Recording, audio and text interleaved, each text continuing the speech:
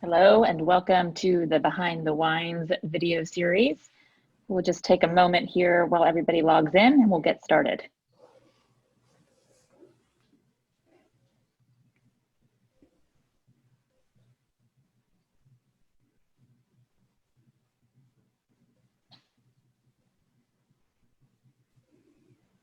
All right, hello everyone and welcome to the 9th installment of California Wine Institute's Behind the Wines with our host Elaine Chukan Brown.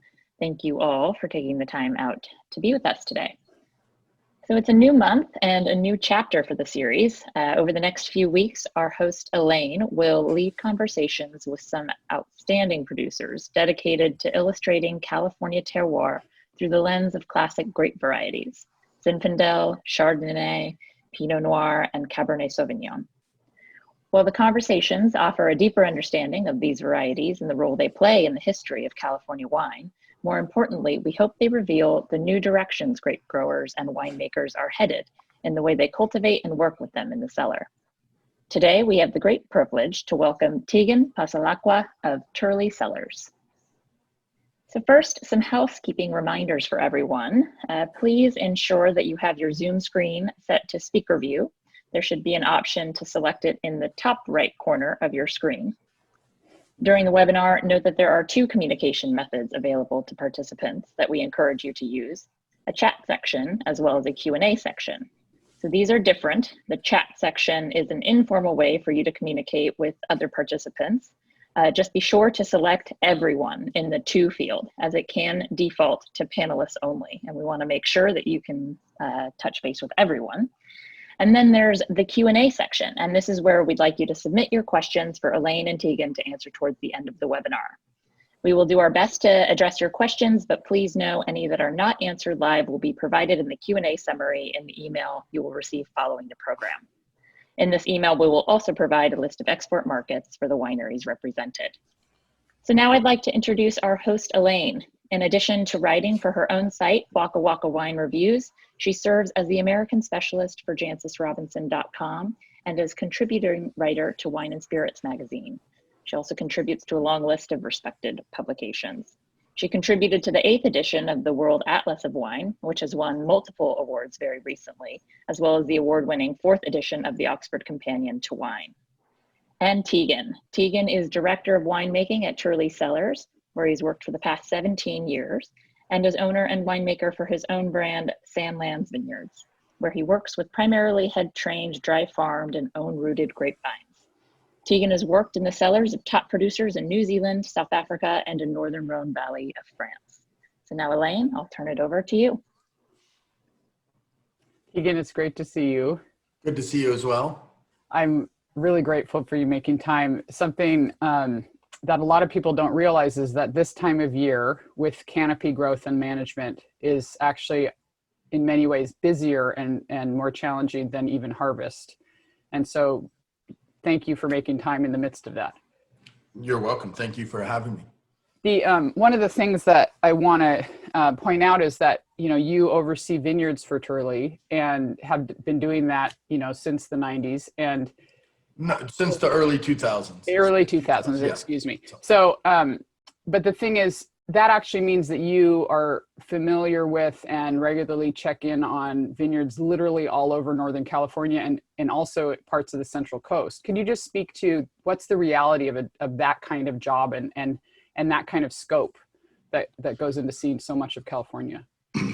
I would say the reality is that you do get to see a lot of California, and you start to look at wine not as much as Napa, Sonoma, Mendocino, but as California wine. And, there's so much in common throughout the state versus other countries. So I think for the most part, California is a Mediterranean climate, and I kind of view what we do is we make Mediterranean wines in California.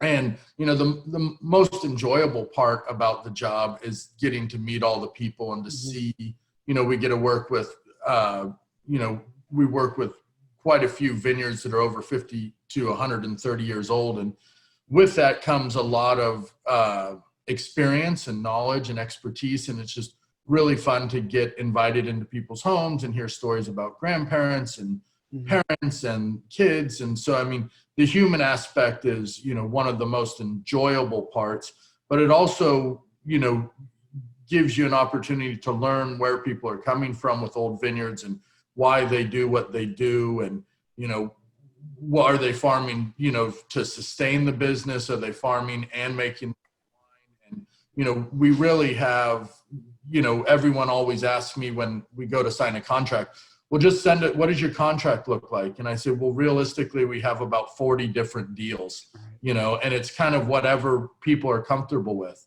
You know, our joke that Larry used to say is, you know, we won't sign a contract if it's over one page. That's not exactly true, but it is, you know, it is one of those things that, you know, for us is kind of a litmus test if it's someone that we want to work with. When people have a 35-page contract to buy 5 tons of fruit, we kind of, you know, in theory, we run the other way. Well, because I think, I mean, what I know about you and what I know about Turley is, you know, at the heart of what you're talking about, my sense is that it's very much about relationships and relationships to people, but also to the individual vineyards. You know, there's a kind of trust and care that's implied in what you're talking about.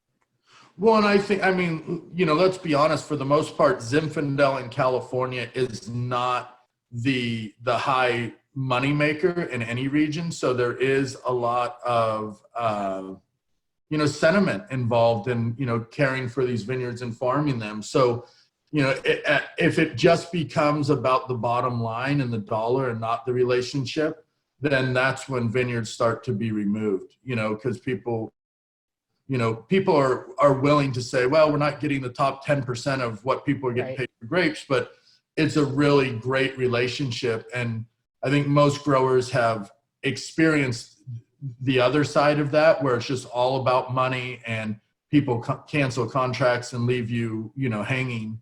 And, you know, Turley doesn't do that. I feel very proud that when I tell people, you know, we're never late on paying growers. And, you know, that is, believe it or not, that's very uncommon in the wine industry. And, you know, especially dealing with people that have small family farms for the most part, you know, it can be really important for them. And it's all how you make people feel, because if you pay growers late, they usually can't pay for harvesting. And then their vineyard manager, you know, puts them to the bottom of the pile next year because they were late. And so, you know, it's definitely a collaborative effort. You know, we don't own all the vineyards that we farm. I mean, some we lease and we farm ourselves internally. Some we just buy fruit, and we do own about a third of our vineyards as well. Well, one of the things that Turley has really made a strong commitment to is helping to find and preserve older vine vineyards. But you personally have really done that too. You know, you own Kirschenmann Vineyard, which is a significant historically, and you also helped start the Historic Vineyard Society. So, but why do old vines matter? Talk to us about, you know, why such a strong focus on that?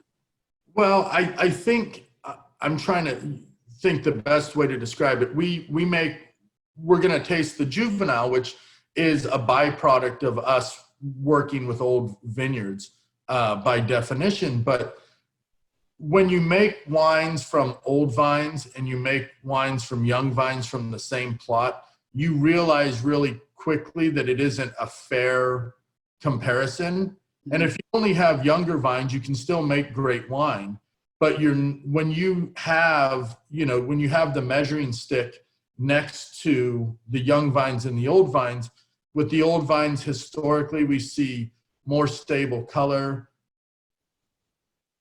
pH, you know, smaller clusters. Wines, in my opinion, that I say are more stable. And, you know, one of my favorite quotes there, the first time that John Muir went to Yosemite, you know, he wrote about the sugar pines, and he was studying the sugar pines, and he said that, you know, for the first 50 years, they're all exactly, you know, very similar. They grow straight and they look the same. And then after 50 to 100 years, they all start to develop their own personalities. And to me, that's the really neat thing when you look in an old vineyard, is if you have 10,000 plants out there, they've actually developed their own personalities. You've seen it. I mean, some of these vines look like old men. They look like, they're just some fascinating looking old vines. And to me, with dry farming or minimal irrigation, you really start to see how a vineyard produces as well. Where in a newer planted, vertical shoot position vineyard, people put out second set of drip irrigation hoses so they water the weak sections more.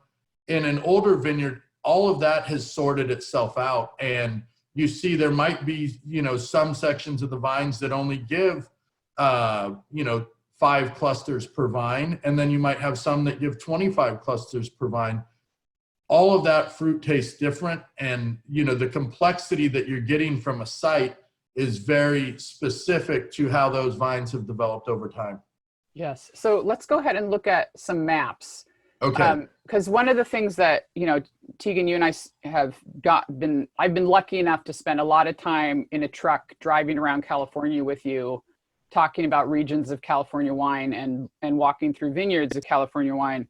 But when we started talking about doing this webinar together, it was really important to you to focus on Lodi. And so actually, Katie, could you go one slide forward? But in this, so notice here, we have San Francisco Bay there. This is actually the blue, of course, is the Pacific Ocean. Katie's highlighting the San Francisco Bay.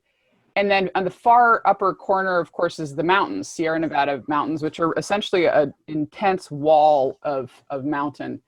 And in the middle is Lodi AVA. And I think there's a lot of misunderstanding about Lodi because it is, of course, in this Central Valley. But I want to point out here, it's a little hard to see in this map because it's taken, of course, during green growth season.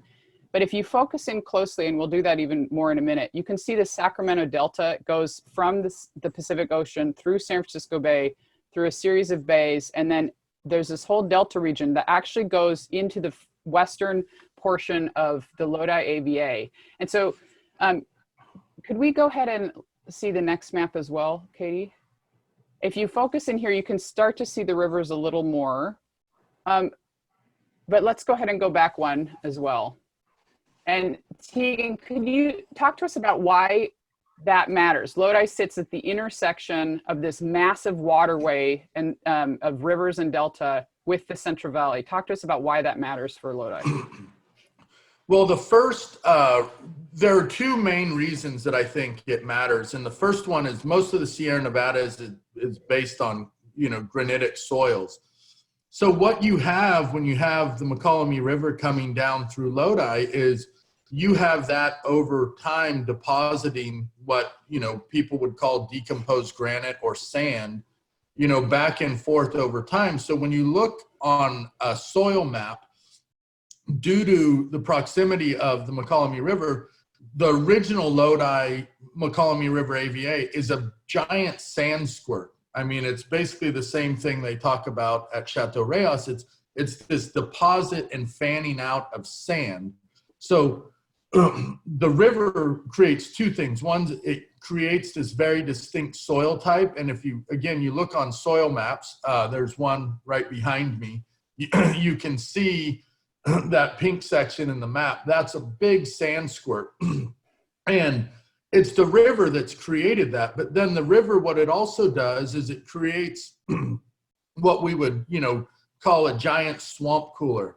And when the Central Valley heats up, it pulls in cold air from the ocean, and it basically is pulling it over the waterway, as hot air rises, it's pulling the cold air in, but you also have it being pulled across the waterway. So at 4 p.m., 3:30 to 4 p.m., the hottest part of the day in Lodi, you get this swamp cooler, delta breeze influence that really cools everything down, helps, if the vines had been shut down due to heat earlier, it really starts to allow them to relax and not be in a stress period the whole part of the day. And to me, those are the two big influences, and then you have the McCallamy River that has this, ice melt that's continuing to go down throughout from the mountains and pull wind. So that wind movement definitely helps from a grape growing standpoint. You don't want still air in a vineyard. Things like powdery mildew need about 3 miles an hour of wind to not develop. So having a constant stream of wind is really a prerequisite for, traditional grape growing. Right. So even though Lodi does sit at the Central Valley, because it's placed there at the intersection with this massive waterway system, both Mokelumne River, Sacramento, San Joaquin River, and the Delta, it's actually much cooler than people tend to think. But also that wind that happens literally every day, it helps reduce disease pressure to make farming a little easier.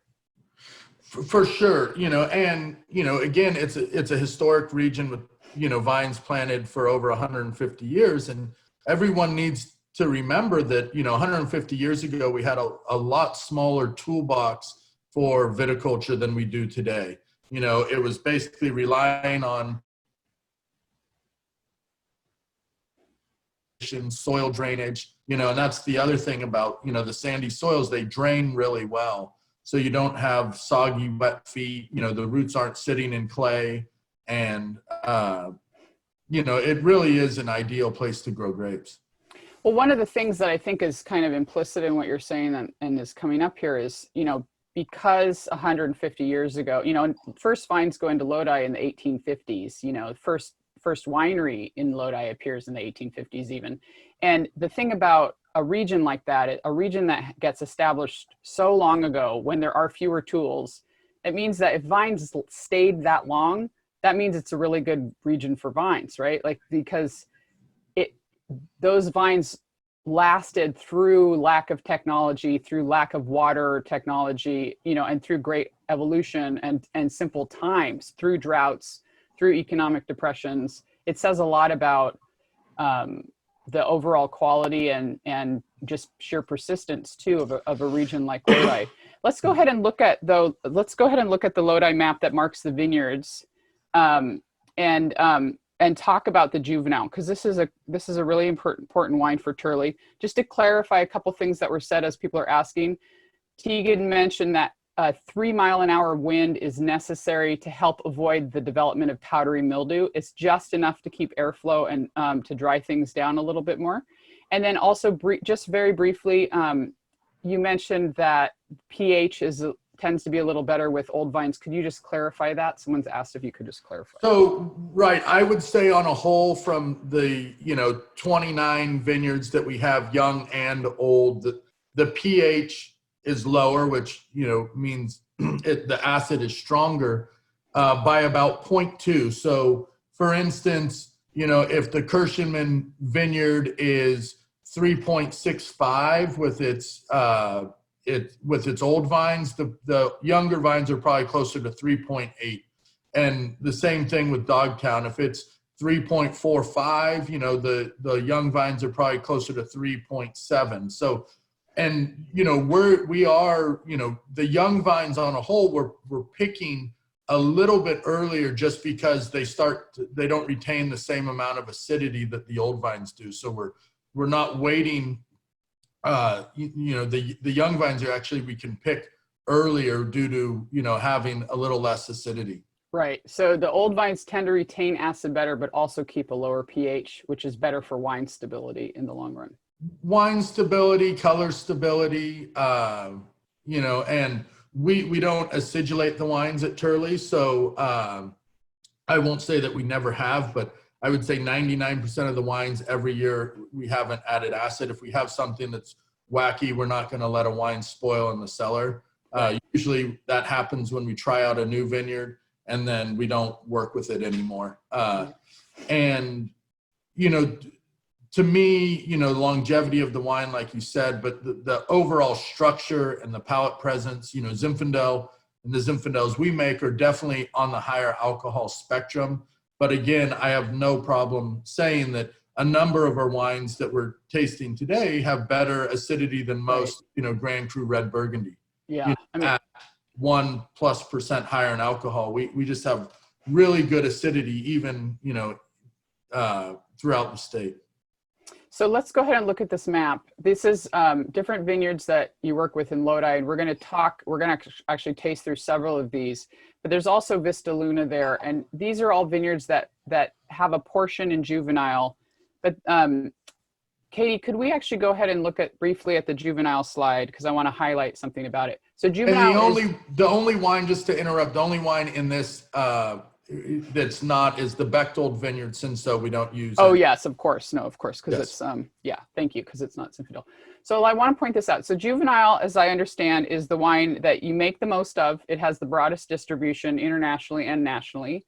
Yes. And a big part of the importance of Juvenile is actually that it helps preserve old vine vineyards. But notice the price. It's a $20 wine.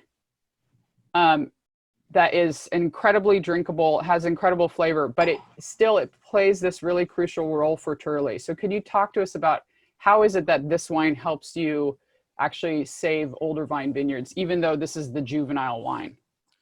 Well, 28 years ago, when Larry started Turley Wine Cellars and they started working with old vineyards, over time, vines die. You know, someone hits it with the tractor, gophers eat the roots. And for a whole, no one ever really replanted those misses.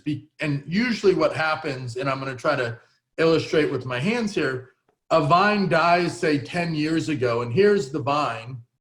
You take it out, the neighboring vine's roots start to commandeer that space in the vineyard. So if you weren't taking that vine out or replanting right away, then you go back 10 years later and you try to plant, and you're planting a young rootstock grapevine, but it's really surrounded by old roots because the roots from the other vines have moved in and taken the nutrients and the moisture where there's no longer a vine. Right. Grapevines on the spacing at one time, they box each other out. They kind of keep each other out of the space where they're planted.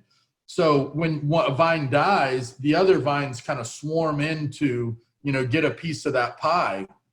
So when people attempted to replant vines, they would plant a young vine and say, oh, it died because it was outcompeted by the older vines next to it. So we've developed quite a few tools where we will get in and with a big auger and auger out like a 2-foot hole, and then we'll fill that hole with compost and let it overwinter. Because what you don't want to do is fill the hole back in, because then the roots will come right back in.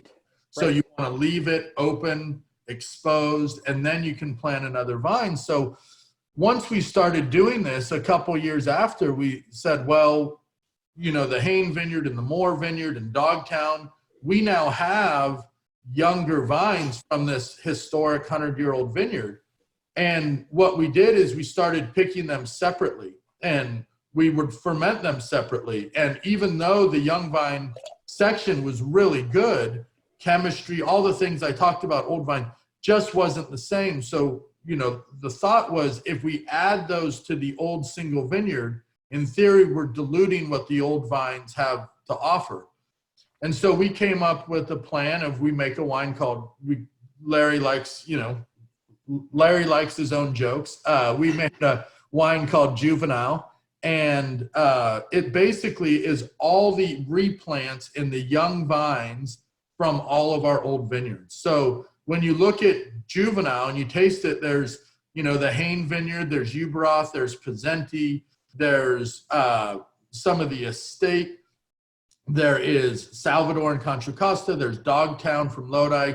So you start looking at, these are all of our single vineyard sites. It's just the younger vine. So currently it's coming from 11 counties, but the Lodi is really important to this wine because Turley a couple years ago purchased the Stacy Vineyard. We've leased Dogtown since 1997, and we have a good chunk of young vines that go in. So in a given year, Juvenile is 25 to 35% from Lodi. Yeah, which is really significant. So it allows, it allows us to, it's a real bummer when you work with an old vineyard and there are a lot of what in the grape growing industry we call misses, where vines have died, because you're going with the tractor pass, you're spraying, people are walking through past those vines. So it really feels good to plant new vines. And I truly believe I've always used the example of when you plant new vines in an old vine vineyard, it's like bringing young kids to, a nursing home or around grandparents. Everyone, grandparent can kind of be down in the dumps, and you bring a little, 2-year-old kid there, and everyone perks up and everyone gets happy. And to me, that's the same thing when we replant the dead and dying vines with misses. The old vines in turn perk up and get healthier as well. Well, because all those roots are really interacting, like you said. They are, yes. Yeah. So let's go ahead and look at Kirschenmann now too, because one of the things that I really want to point out here is that, again, you have been getting to know vineyards all over the state of California, certainly since the 2000s. But you're also 5th generation Napa resident. You're from California all the way back, so to speak. Yes. But Kirschenmann is actually a vineyard you now own, and you have really personally chosen to invest in Lodi. You have a home there, you have a vineyard there. And what is it about Lodi that made you choose Lodi to invest in? I don't know. I mean, in 2003, when I started at Turley, I started coming out and looking after Dogtown for Turley, and I really just fell in love with the area. I remember driving, east of Highway 5, and you started to see, I think the biggest attraction early on was there were so many old vine vineyards, and it was just a different look, than growing up in Napa. I could kind of remember when Napa Valley looked like that, but even for me, Napa Valley's changed so much in the last 30 years. It just, there's a true authentic farming feel to Lodi. And then you see this, basically it's almost impossible to farm old vineyards in Napa Valley and sell fruit and make money. You can make money if you turn that into wine, but Napa Valley real estate pricing and labor costs and cost of living in general has really made it almost impossible to farm old vineyards in Napa, especially when you're looking at, old vine Zinfandel or Petit Syrah. If you turn it into wine, it's a different story. Right. And, to me, Napa is, I don't think many in my generation will have the opportunity to kind of put their stamp on Napa as an owner. I look at kind of my parents' generation of, the John Kongsgaards and the Rick Formans and, who were paid, working winemakers who were able to buy their own little piece of land and start farming it.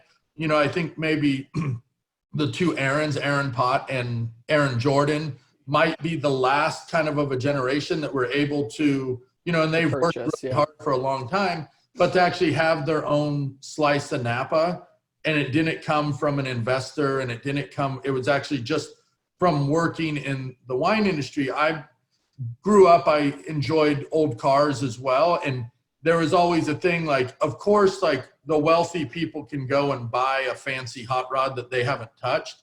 But, people love to be able to work with their hands and actually be part of it. And I kind of feel like that is what Napa Valley used to have in Sonoma. And I feel like you can still do that in Lodi. You can still actually drive a tractor. You can still participate, by working, not because you made, $36 million, in the 1990s, and then you can kind of pay to have it all done for you. I want to be involved in the operation.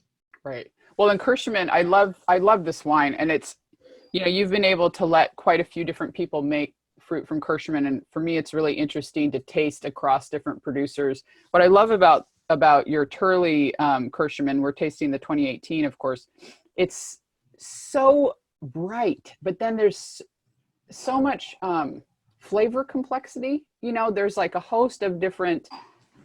There's like blue and some black fruits, but there's floral elements as well. There's a little bit of just a hint of woodsy notes. I don't mean vinification. What I mean woodsy as in forests. You know, there's Right. like this real complex of flavors, and really incredibly fine tannin, but again, wonderfully bright acidity. And I think it's such a great example of how Single Vineyard Zinfandel is so sophisticated, but also how, you know, I think the alcohol conversation, we tend to talk about that and forget that we're talking about the needs of something like Pinot and Chardonnay, which are different than the needs of something like Zinfandel. You know, what does balance mean in different varieties? It's really a different answer for a variety like Zinfandel than it is for a variety like Pinot when it comes to thinking we have to address numbers, so to speak. Well, and I think a lot of that comes from the old vineyards, and that there is a natural, you know, a lot of people can work hard in the winery to make a wine more concentrated by a sommelier or, you know, production techniques. Zinfandel and old vine Zinfandel, by definition, has a lot of natural concentration. So sometimes if you have a very concentrated wine that's only 12% alcohol, it's actually out of balance. Right. You kind of need the two things. You know, I've been lucky enough to try some people that I know have de-alked wine, and usually they de-alk like 25% down to like 4% alcohol.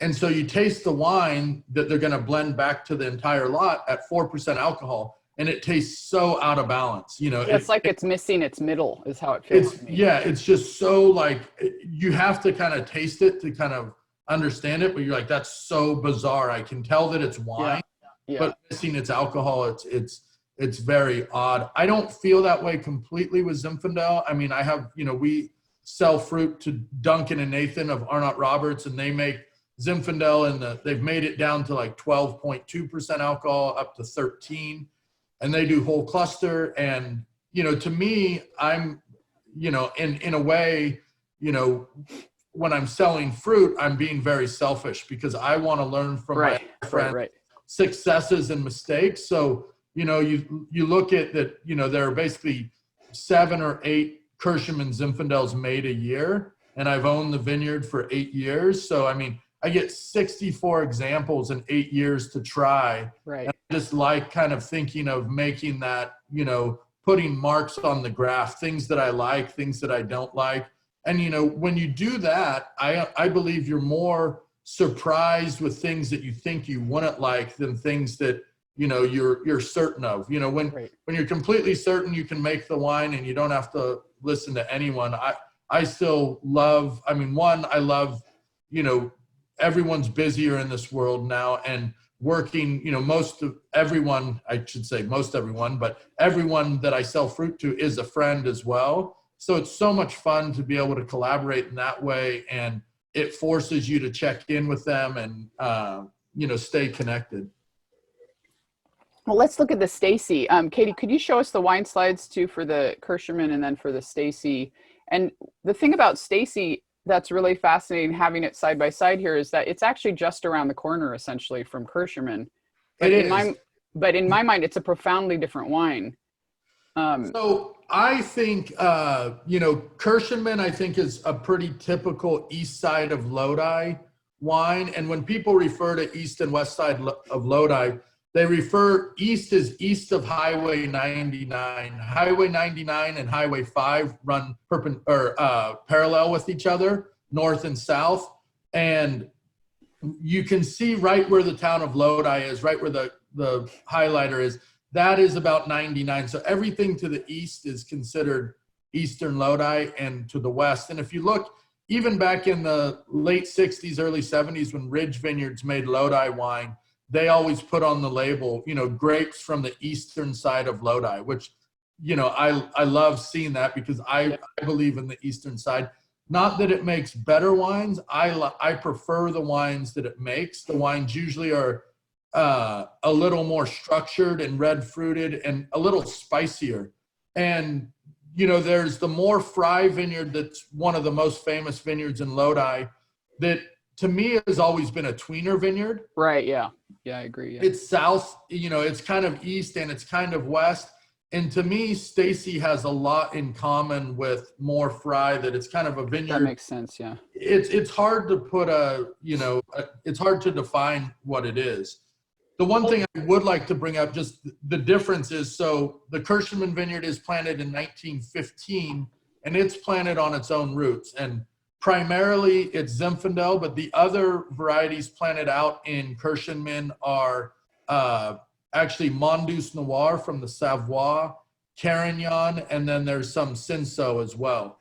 And then when we move into the Stacy vineyard, it was planted in 1907. And it's interesting, from what we know, I don't know of an older vineyard in Lodi that's actually on St. George rootstock.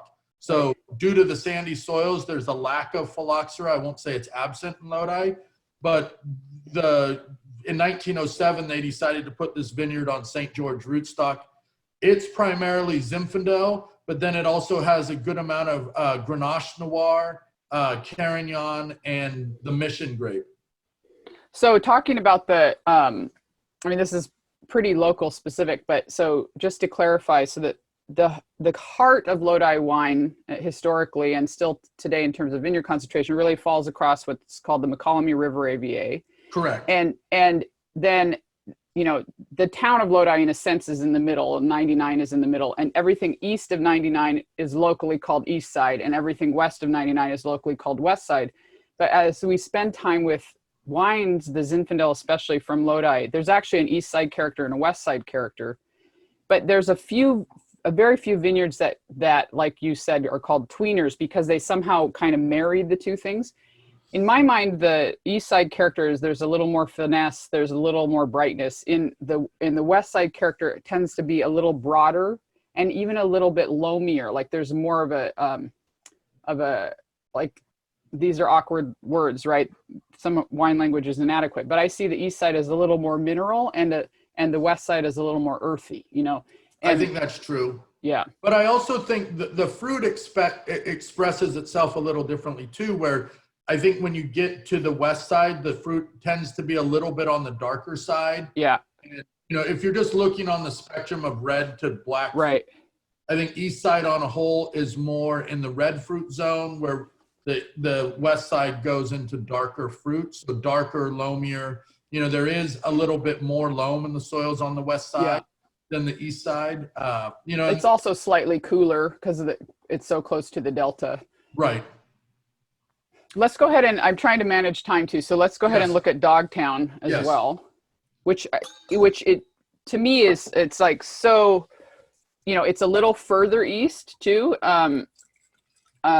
It's actually, instead of being in the McCallamy River AVA, it's in Clements Hills AVA, which is just very slightly higher elevation, just very slightly less fog influence, and what I would call slightly bonier soils as well.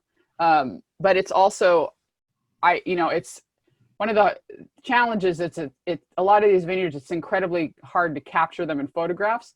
But for me, going to Dogtown is this like special experience. There's something about it that just feels good. It just feels like a noble site. You know, it's just, and I feel like I see that in the wines. When the first time I visited Lodi with you and visited Dogtown Vineyard with you, we actually drank the first vintage of Dogtown in the vineyard. This was just a few years ago, and it was in pristine condition. It was unbelievably youthful, and that's something that isn't talked about as much with Zinfandel, but Zinfandel, especially of this quality and single vineyard focus, has incredible aging potential, and Dogtown's such an example of that. Could you speak to that just briefly? So first of all, you know, Clements Hills, the biggest difference with Clements Hills is traditionally most vineyards in the McCallamy River AVA were irrigated through the McCallamy River, usually by furrow. And people, you know, think, oh, that might be a bad thing. But when furrow irrigation happened in Zinfandel and Lodi, yields were actually lower because you were, you know, a furrow, you cut a little trough and you put water out. If you do that too much with Zinfandel, you get a lot of bunch rot. You know, the berries on Zinfandel are very thin, clusters are tight. It's easy to get bunch rot even in a dry farm vineyard.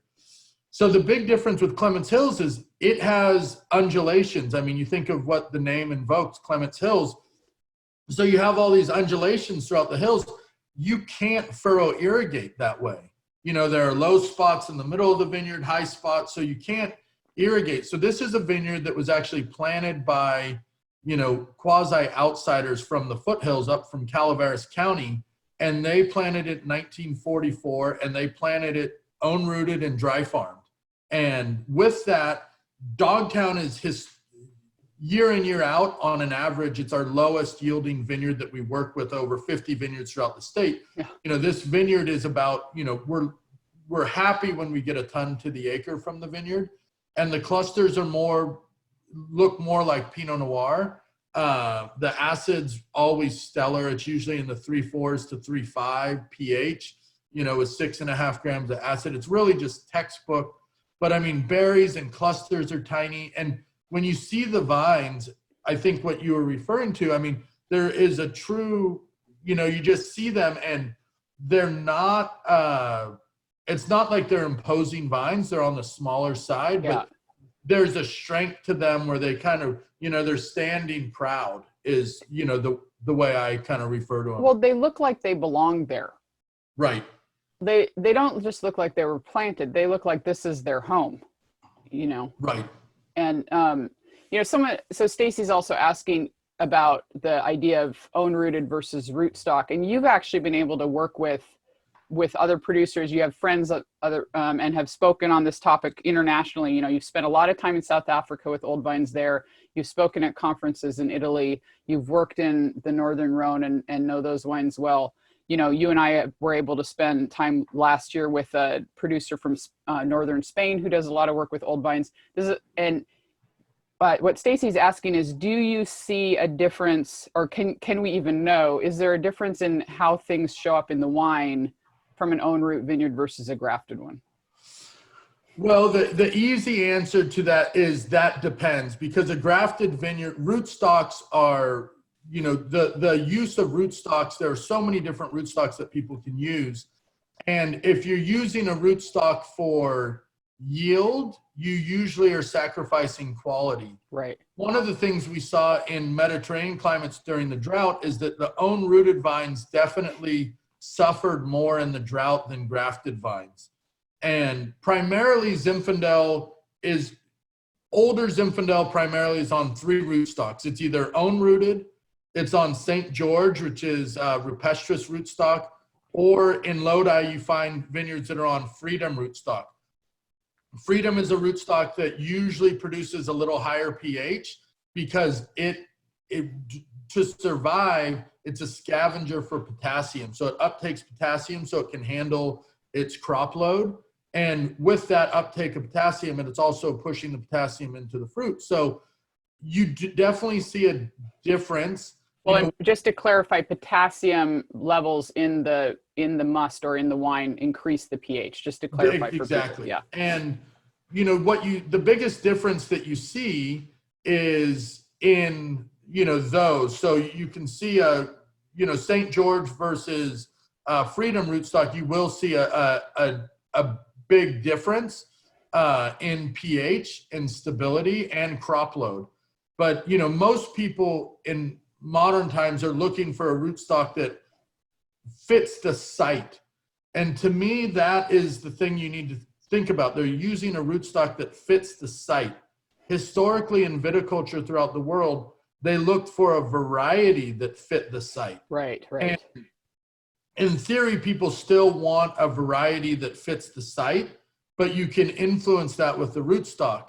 And, you know, so a variety like, perfect example, Pinot Noir, Pinot Gris, which I had Pinot Gris planted at Kirschenmann. And when I did a very minimal irrigation, the vineyard was really stunted because it's not a Mediterranean variety and it doesn't have this strength to the heat.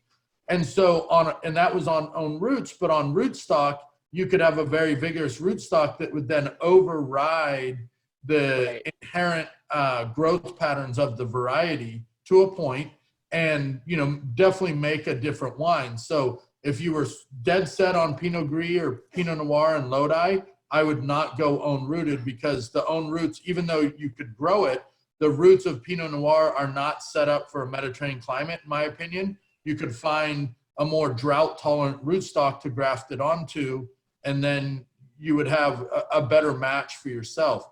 Then you start the debate, well, should you be growing a variety in a region where it couldn't survive on its own roots? So to me, and that depends on your values and kind of your aesthetic interests too. Right. And I'm not saying there's a right or wrong, but again, that's where that kind of question comes up to own roots versus, so to me, own rooted vines are a great test to see if a variety is suited for that region. Right. No, that's great. On its own.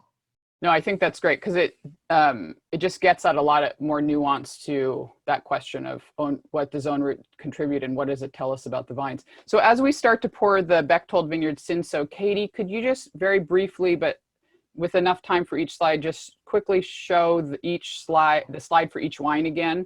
We're asking, some people are asking just to re-see them for some clarification, but let's go ahead and pour the Cinsault from Bechtold Vineyard. And this is, as we're looking at the slides, just for clarification, we'll just set up the conversation on Bechtold. So Bechtold Vineyard is planted all the way in the west side of Lodi, but it's really an incredibly special site. It's actually the oldest Cinsault vineyard in the world. It is planted own roots, and it actually has a really unusual history in that we didn't even know that it was Cinsault until relatively recently. But Tegan, could you just tell us a little bit more about the Bechtold Vineyard and your work with it? So the Bechtold Vineyard is, and I say this without jest, it's lovingly cared for by the Phillips family, because when they took it over, it was a dry farm vineyard. It was an organically farmed vineyard, and they took it on and really set to, again, it's like restoring an old house or a car. You put a lot more money into it than you're ever really going to get out of it. Yeah. And they took on that, honor, and they really have styled out the vineyard. And more than anything, them being, them sharing the vineyard with everyone is the true gift to the California wine world. I'm friends with Kevin Phillips of the Phillips family. We'll see some photos of him out in the vineyard in a bit. But when I first started coming out, I would have lunch with him, and he showed me the vineyard.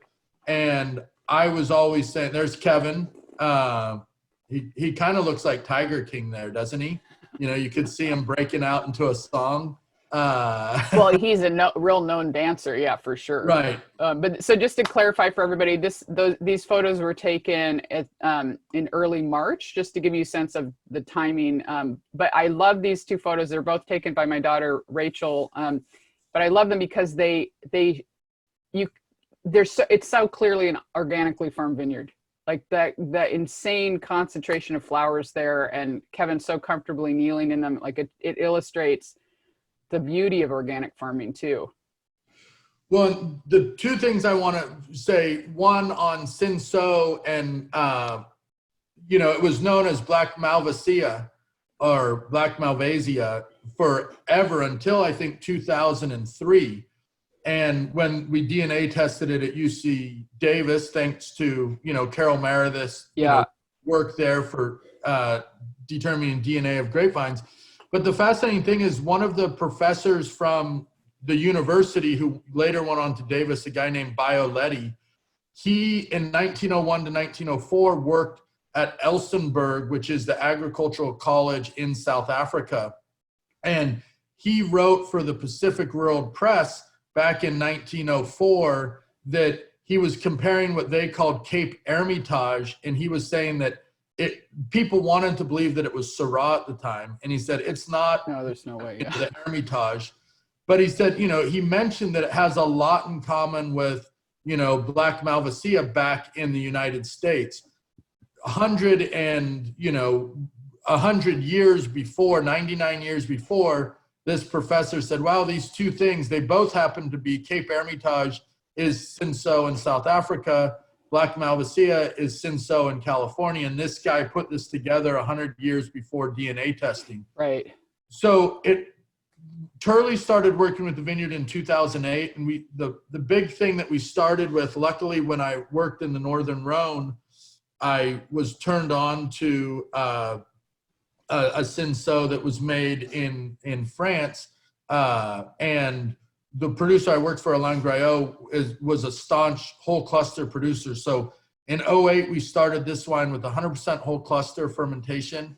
I picked it around 22.5 bricks, and it really confused a lot of Turley customers originally because it was 12.5% alcohol. But it's got freshness, it's got aromatics. I mean, it's everything that I feel like Turley stands for. It's old vineyards, organically farmed, and made authentically. And you know, we've been making this. We make about 1,000 cases of this wine, and you know, we're just a super treat to, you know, be able to make the wine and share it with everyone throughout the state. But you know, we actually, when I got Kevin said, well, where do you want your fruit from?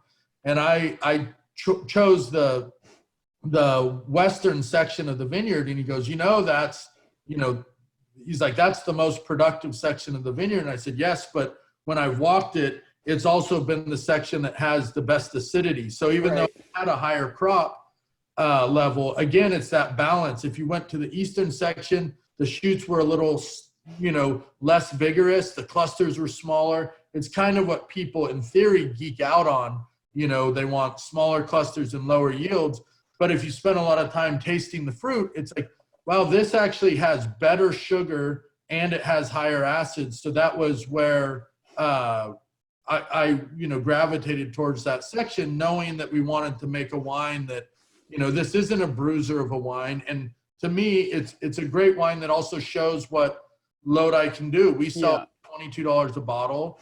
You know, it's an authentic, organic. I mean, you just check the boxes: old vines, organic, you know, minimally, you know, processed fruit, and you make a wine like this, and you can sell it for $22 a bottle, and everyone makes money. There are very few places left in California that you can do that. Yeah, it's amazing. So we are getting close to the end here, but one of the things I want to ask you, Kevin really chooses producers to work with to sell fruit to, very much in a way that's like what you do. You know, he gets fruit to a whole range of different styles of producers because he likes to see what the result is as well. One of the things that John is asking though is, as you see that yourself for Kirschenmann, does what you see in the wines shift how you think about the farming in any way? In other people's wines? Yeah. So if, as you see, you know, you said you have like 67 different examples of wines made from Kirschenmann Zinfandel over the years. Does it, as you see the results of through the wines, has it shifted how you approach the farming in any way? You know, not really how I approach the farming. You know, I think the farming is, you know, if you spend enough time in the vineyard, it tells you what to do. Yeah. You know, in all honesty, I'd rather listen to the vines than to, you know, winemakers, you know, when you're out farming a vineyard. But no, I mean, the biggest thing is, you know, with both of the, you know, we work with some other amazing families. We work with the Mettler families on Kirschenmann and Stacy, and we work with the Morales family at Dogtown that we've worked with now for 23 years. And, you know, the best thing is having the relationship with them and getting things harvested when, you know, you want them. You know, I think, you know, it's kind of a lot of times blocks that we have. You know, what I like to do with the Kirschenmann vineyard is Turley usually gets 3 different harvest dates. You know, as I pick for other people, we have an earlier, a middle, and kind of the final pick. And we have, you know, winemakers who want it early, we want it in the middle, and want it a bit later. And I've always wanted to do that personally because Kirschenmann is a pretty flat vineyard.